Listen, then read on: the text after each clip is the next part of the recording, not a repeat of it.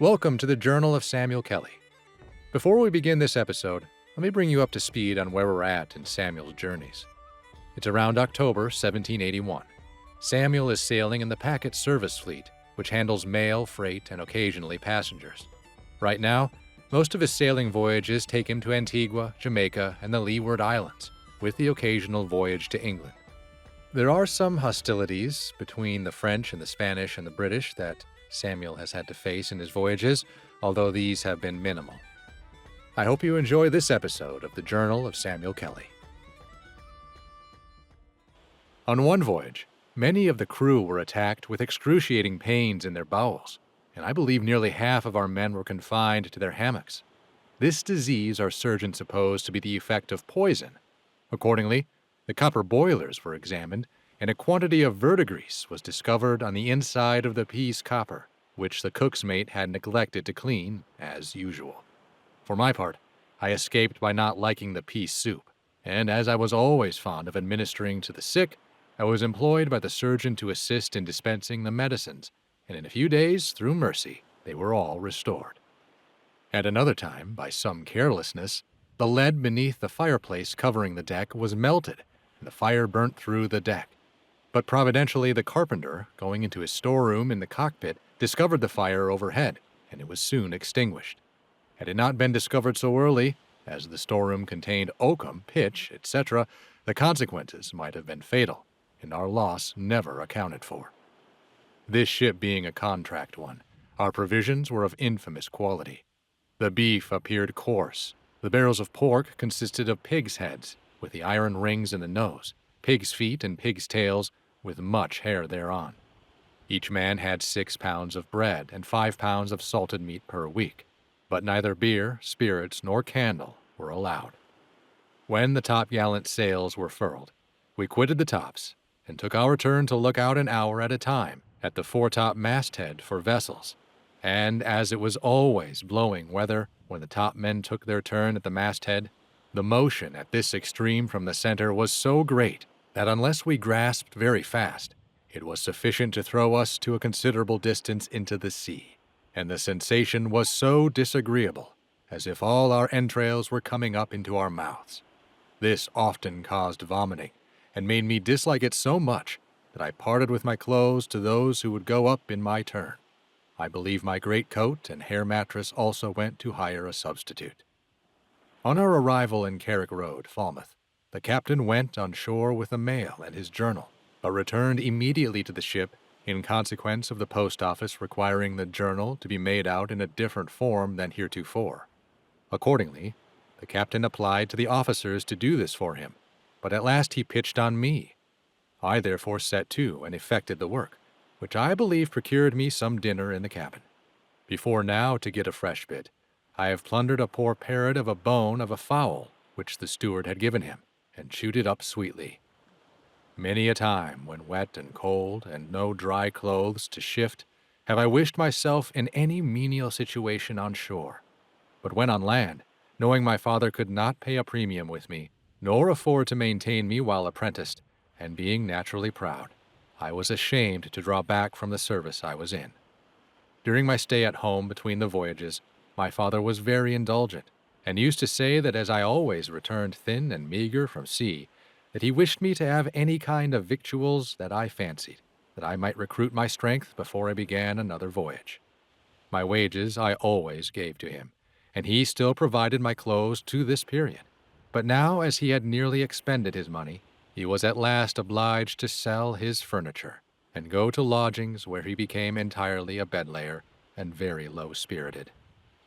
My uncle Wheelwright took my sister Martha to live with him at St. Ives, and as for my brother John, just as I returned from my first voyage, he sailed in the Carteret packet, Captain Newman, for the West Indies. I forgot to mention that during our stay in Barbados, this last voyage, one of our seamen purchased a large baboon, which was a great terror to the Negro women there, and which they called the Evil. He was generally kept tied fast on board the ship, at which time the ship boys used to tease him. One morning, as I was going over the gangway, he got loose and seized my arm, and from the affray I came off wounded, he having bitten my elbow severely.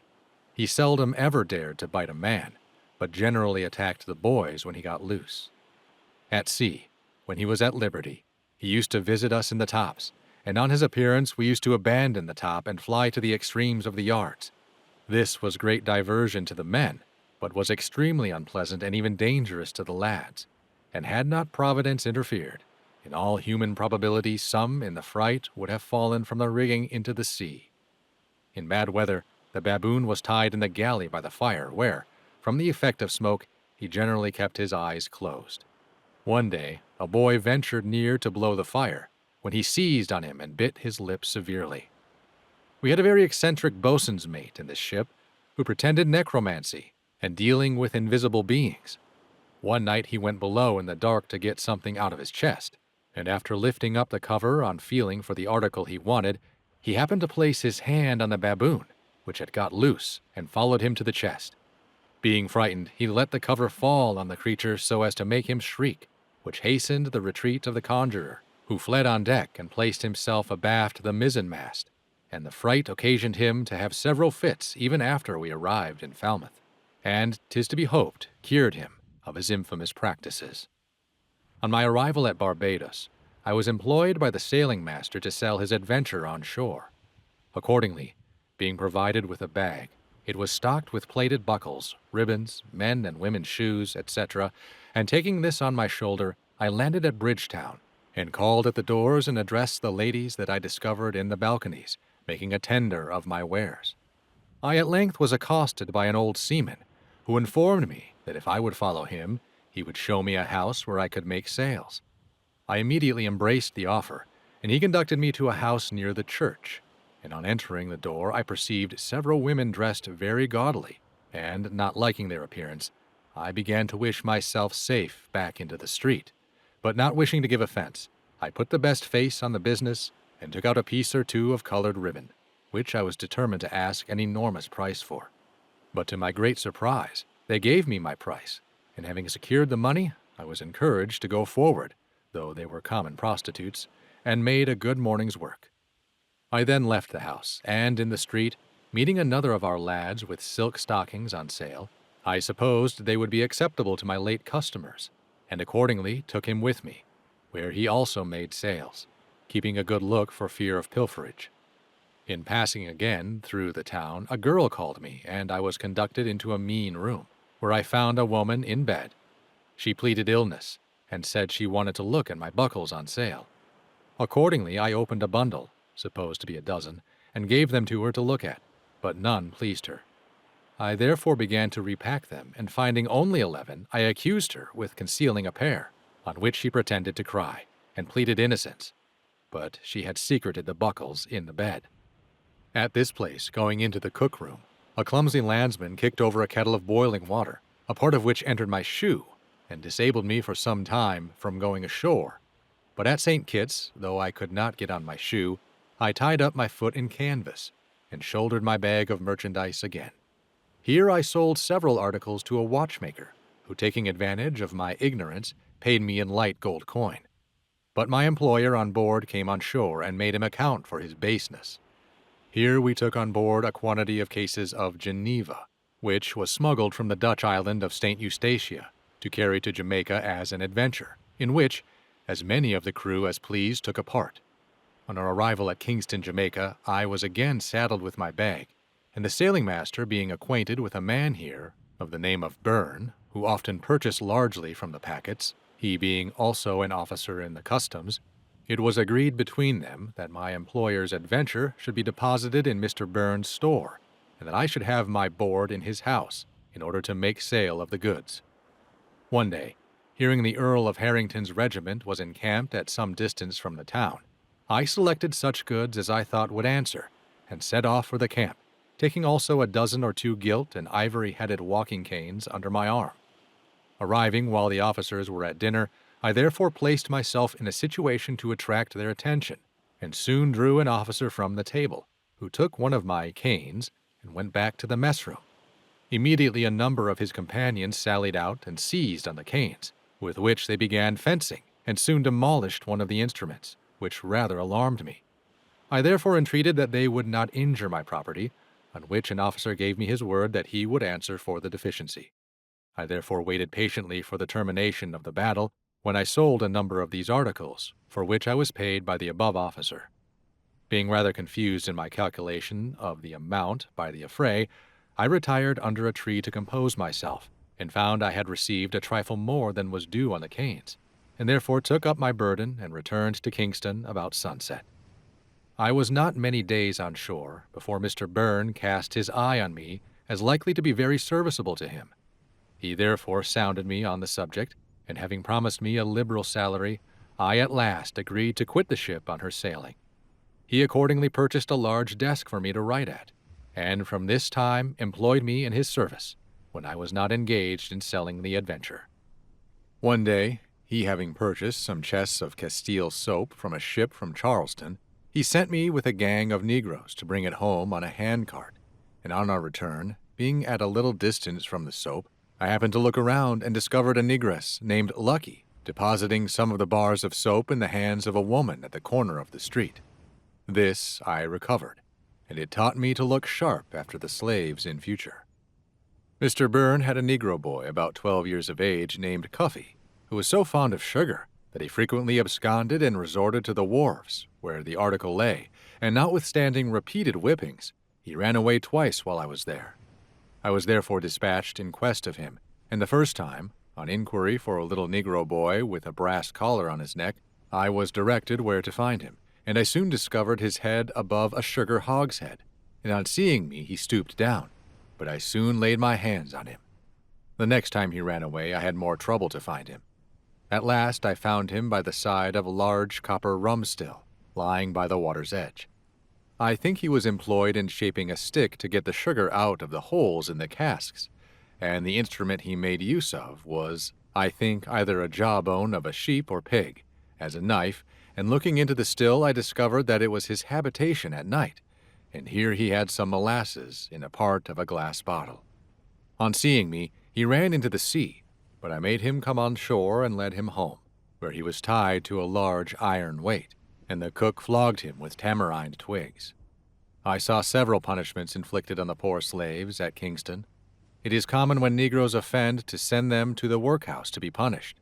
From this house I have seen a gang of 20 or 30 chained 2 and 2. With each there was the back shell of a large turtle on their heads, in which they collected the filth of the streets and carried it out of town. In this employment it was requisite to be quick, as they had a Negro driver with a long whip, who frequently exercised his cruelty on the backs of those who were most indolent. On passing through the street I saw a black woman with her hands tied behind her, and on inquiry found she had not washed the clothes clean. One I saw whipped at the cart's tail. I also saw a woman of color whipped at the corners of the streets for having hired a black man to kill a seaman. While in the act of flogging, she lay on her face in the street, held down by 4 Negroes, while another Negro lashed her with a long whip, and a white man stood by the executioner with a short whip to punish him if he did not treat her severely. One evening, Mr. Byrne returned home with a black eye, which he had received, I imagine, in an affray at a tavern. This confined him at home by day, but at night he went out with a cutlass under his coat, doubtless to wound his late antagonist if he should meet him in a convenient place, but I never learnt the result. Mr. Byrne's house was in Church Street, but the premises extended back to Jew Alley, where a mulatto woman, Mary Morris, who was kept by Mr. Byrne, carried on a huckster's shop to supply the Negroes with a variety of articles, and she had a good trade. Over this shop was my bedroom, where I dined alone, but as the time of the ship sailing drew near, Mr. Byrne thought I had better go into the country, to the house of an acquaintance. But he who hath determined the times before appointed, and the bounds of their men's habitation, saw fitting to overrule this apparently eligible proposal, and I continued in town.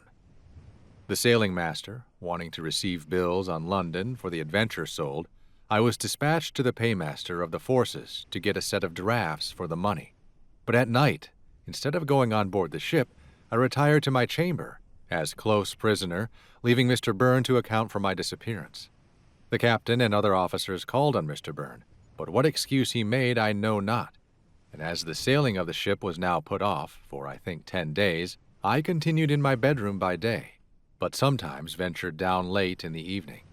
One day, under a supposition that I had been impressed by the man-of-war at Port Royal, the surgeon and sailing master of the ship went there in quest of me.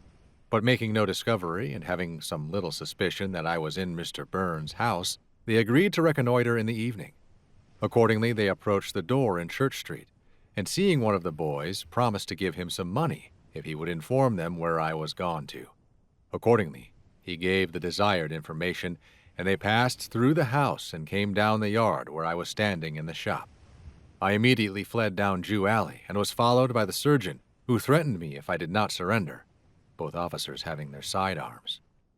I ran a considerable distance, and believe I should have escaped had I not concluded it was best to deliver myself up, not being now so desirous of staying with Mr. Byrne as I was at first. I therefore waited for my pursuer to come up, and on being joined by the master, we proceeded to the wharf. The captain having gone to bed before my arrival, I spent a very unpleasant night in fear of what treatment I should receive from him next morning, and was exposed in the meantime to the jeers and scoffs of the ship's company. At length I was summoned to appear on the quarter-deck, and received a kind of lecture only, at the end of which the captain informed me that, had I stayed behind with Mr. Byrne, it was very probable I should be brought to the gallows. The captain now informed me that the Honorable Captain Cadogan of the Licorne frigate had applied to him to recommend a lad for a midshipman, but as I was not to be found, I had lost the opportunity. I therefore informed the captain that my father was averse to my going into the Navy, having been offered that situation in the Valiant of 74 guns before I left school, and his reason was this, that unless midshipmen had opulent friends to support their appearance on the quarterdeck, they were treated with not only neglect, but contempt. We now prepared to sail for Great Britain, and our decks were well filled with sheep, goats, pigs, and poultry, there being about 20 passengers going home in the ship, amongst whom were the Earl and Countess of Harrington, the Honorable Messrs. Paulet and St. John. The captain now requested me to take my station in the cabin and mess room, as an assistant to the steward, where I ate the fat and drank the sweet, being fully employed from morn till late at night, and in order to be ready for all calls, my bed was spread under the mess-room table after the passengers had retired to rest. We had daily 2 dinners to prepare, as the Earl, with a select party, had a mess in the cabin, and the planters, merchants, etc., were confined wholly to the steerage or mess-room, from which later class the Earl occasionally invited some to partake at his table. I was now become quite a domestic during the passage home. We sailed from Port Royal under the convoy of the Licorne frigate to beat up through the Windward Passage, and was joined off the island of Navassa by another frigate, I think the Pumana, who took our vessel in tow, she being only wood-sheathed. We got through the Corcos Passage in 2 weeks or thereabouts, and the convoy left us. We were put to an allowance of 3 pints of water each man per diem, except the passengers. The ship's candles were expended long before the passage ended, and were under obligation to the Earl for wax candles to burn in the binnacle. Train oil was used in the mess-room in a lamp which was suspended over the arm-chest. One night I spread my bed on this chest, and being called on when the lamp was out, I jumped up suddenly against the lamp, the oil from which I received in my mouth and on my clothes, and made me woefully sick all the next day. Our steerage mess was in the habit of card-playing to a late hour, and for enormous sums of money. The loss and gain, I think, was sometimes from $200 to $300, till the captain forbade it. One night a lamp plate was provided with a mixture of rum and salt therein, by one of the passengers, which was set on fire, to make the whole company present to appear with dismal, ghastly blue countenances, which I perceived to be actually the case, as everyone's face appeared frightful. Amongst the passengers was a Jew named Levi, who was going to London to have a cancer cut from his underlip, on which he wore black plaster, and sat at table in the steerage with other passengers, selecting such victuals only as he chose to eat, some of which was provided wholly by himself, viz. Jew beef salted and spiced, each piece having a lead ticket fastened to it. He had also a large quantity of rusk and sweet cakes, and always drank out of his own cup on account of his cancer. He dressed remarkably cleanly, and was rather a reserved man. I was afterwards informed that he did not long exist after the operation in London. As we drew near to Sicily, an alarm was given by the mate, Evans, that he had discovered the light of St. Agnes, and by its appearance he was afraid we were not far from the rocks. The ship's course was immediately altered, and all was in confusion, the passengers running on deck, partly dressed, when behold, the supposed light turned out to be the moon rising. I will here give some account of this man, and the treatment my brother received from him when Mr. Evans was mate of the Carteret packet, and the usage I experienced from him in this ship. Mr. Evans had formerly sailed with my father, who discharged him on some account unknown to me. He next sailed with my brother, and on pretense of making him an able seaman, he used to tie him in the weather mizzen shrouds, with his face to the weather. He then, on leaving the Carteret, shipped in the Grenville, where he exercised his cruelty on me. When I was in Mr. Evans' watch, he has, at night, visited me in the top if he thought I was asleep, and if he found this to be the case, I got a flogging. If the small sails were furled and the top men were ordered down on the quarterdeck during the night watch, it was almost impossible for the boys to keep their eyes open unless employed about something. The log was thrown every hour, and if, on the word being given to heave the log, I was not ready, a bucket of water was thrown on me. If Mr. Evans was in the other watch at night, he was on the lookout for my appearance at the relief, and if he found my great coat on, he made me take it off and secured it from repetition. I was, notwithstanding this, too cunning for him by tying up the tail and making it look like a short jacket. In the daytime, when I had occasion to go on deck when my watch was below, he would give me a job to go aloft, to take in or let out a royal or some other nonsense to tease me. This was generally done with an appearance of friendship and under a smooth tongue, and all this ill treatment did not originate from anything I had done. It proceeded from revenge against my father. We now drew near to Falmouth, and the passengers made me a present of about £4. The ship was now ordered to be coppered, and a false keel, sternpost, and foregripe was to be added, to keep a better wind. She was accordingly lightened, and on turning out the water casks, a discovery was made that we had only 1 cask of water remaining on our arrival for about 80 people. Therefore, had not a kind Providence watched over us and brought us into our haven, at this critical period, we might all have perished with thirst. If you've enjoyed hearing the story of Samuel Kelly from his journal, please like, subscribe, and follow on whatever platform you're listening. Be sure to check out other ways you can support this project and others in the description. And catch the next episode to hear more about Samuel Kelly's adventures as an 18th century sailor.